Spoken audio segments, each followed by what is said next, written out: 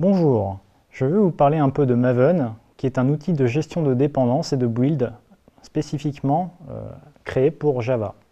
Maven est un outil open source, écrit en Java, libre de droit et largement distribué et répandu dans la communauté Java.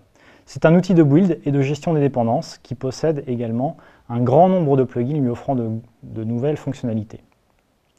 Un projet Maven est avant tout un projet structuré et normé dans la manière dont vous allez distribuer les fichiers dans votre répertoire de projet.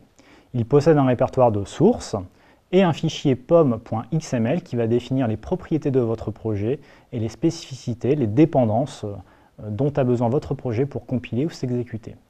Le répertoire de sources est lui-même découpé en différents sous-répertoires. Un premier répertoire principal qui va contenir vos sources Java et l'ensemble des ressources nécessaires à l'exécution ou à la compilation de votre projet. Ça sera par exemple un ensemble de fichiers properties qui vont servir, qui vont déterminer la connexion par exemple à votre base de données, quel est l'utilisateur à utiliser, quel est le mot de passe, quelle est la base sur laquelle je dois me connecter.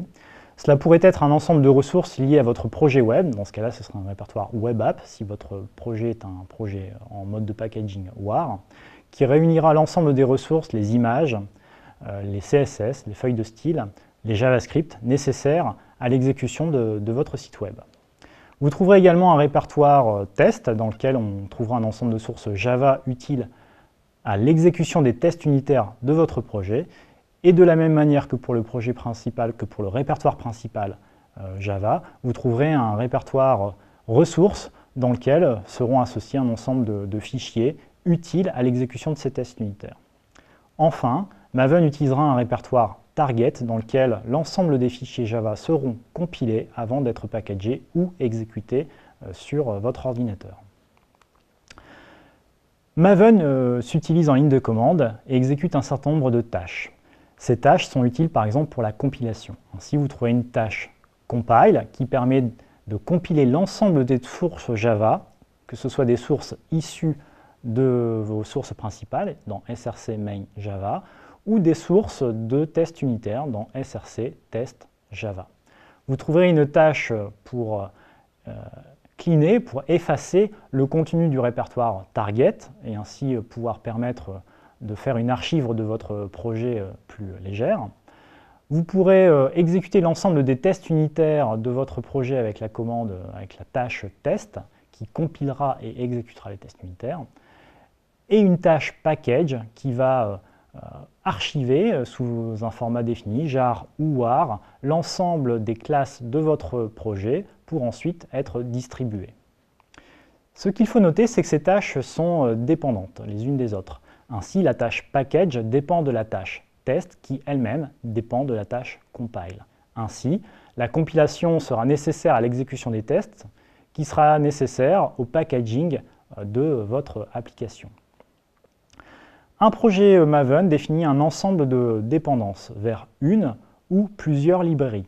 Ces librairies, ces dépendances sont définies en fonction d'un groupe, d'un nom de librairie, on appelle un artefact, et d'une version. Ces dépendances sont utiles à différentes phases de l'application. On peut avoir besoin de librairies au moment de la compilation ou de son exécution. Ainsi, Maven propose la notion de scope pour définir l'utilité de la dépendance et de cette librairie pour votre projet. Les scopes, les groupes de dépendances, sont également interdépendants ou une interaction entre les dépendances transitives des différents projets.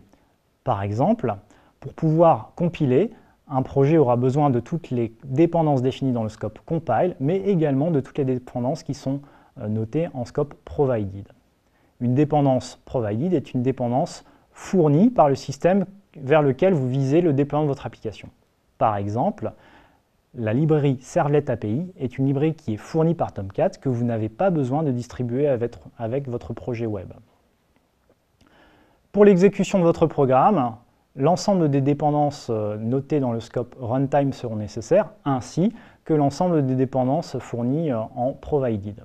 Enfin, pour l'exécution de vos tests unitaires, ce seront les dépendances du scope provided qui seront utiles, ainsi que les dépendances du scope runtime. Les dépendances sont distribuées à travers différentes unités de stockage logiques. on parlera de repository en Maven. Vous avez notamment le repository central qui va héberger l'ensemble des librairies plus communément utilisées par les développeurs. Le repository central héberge en fait l'ensemble des projets open source qui en font la demande. Vous aurez un ensemble de repositories tiers qui seront les autres dépendances fournies par d'autres entreprises ne proposant pas de projets open source et que vous pourriez également utiliser. Enfin, on parlera également de repository local. Le repository local est le repository dans lequel l'ensemble des dépendances sont téléchargées lorsque vous utilisez un projet Maven. C'est en fait un cache de dépendances qui va permettre d'accélérer les traitements lors de l'exécution ou des tests unitaires.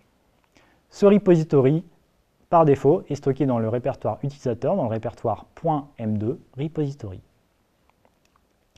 Un ensemble de tâches ou de commandes sont utiles ou sont nécessaires à la manipulation des repositories. Par exemple, la tâche resolve va permettre de télécharger l'ensemble de dépendances de votre projet, qu'elles soient directes ou transitives, vers votre repository local. La tâche install va permettre de packager votre application et de la mettre à disposition dans votre repository local pour d'autres projets que vous auriez sur votre ordinateur. Enfin, la tâche deploy va permettre d'envoyer votre librairie, votre projet, vers un repository distant. Le squelette d'un fichier POM se présente de la manière suivante. Nous trouvons un ensemble de propriétés définissant votre projet. Par exemple, le groupe, le nom de votre projet, le nom de votre librairie et sa version. Enfin, on trouvera le format de distribution, le packaging en anglais, qui définira la manière dont seront archivées vos classes Java pour leur distribution. On trouvera ensuite un ensemble de propriétés utiles aux tâches Maven ou aux tâches de ses plugins. Par exemple, la version dans laquelle doit utiliser Maven pour compiler vos sources Java. Enfin, on trouvera un ensemble de dépendances vers d'autres librairies, des librairies tierces, qui définiront à chaque fois leur groupe, le nom de leur artefact, la version et le scope pour lequel cette librairie est nécessaire pour votre projet. Maven est un outil vraiment très complet et nous pourrions vraiment aller plus loin dans les notions que nous pourrions aborder dans ce cours, notamment sur le filtrage des ressources, sur les aspects multimodules d'un projet Maven, sur la notion de POM parent ou sur la notion de génération de code scaffolding qui sont fournis par Maven.